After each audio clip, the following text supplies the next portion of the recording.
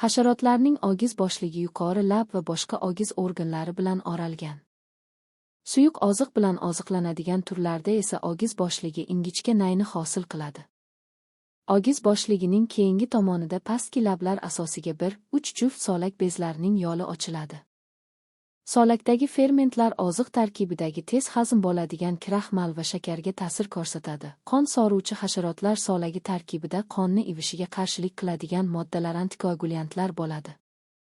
Bundan tashqari solakdagi qichitqon moddalar terini qitiqlab, hasharot chaqqan joyga qonni oqib kelishini kuchaytiradi.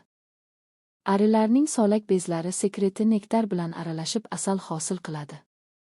Ishchi arilarning maxsus halqum bezlari asalari suti deb ataladigan oqsil modda ajratib chiqaradi. Bu modda bilan arilar ona ari rivojlanadigan qurtlarni boqishadi.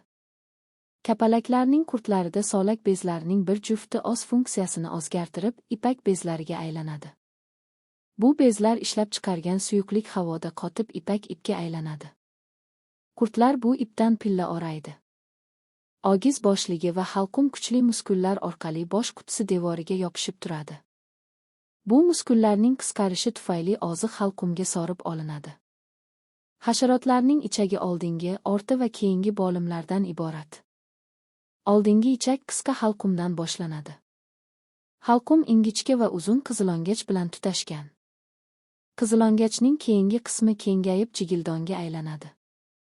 Jigildon oziq to'planadigan organ bo'lib, undan oziq ozdan ichakning keyingi qismiga o'tib turadi. Ishchi asalarilar jigildoniga nektar yigadi. Bu yerda nektar solak bezlari sekreti bilan aralashadi. Arilar bu suyuqlikni jigildondan kataklarga to'kadi. Kataklarda suyuqlik asalga aylanadi.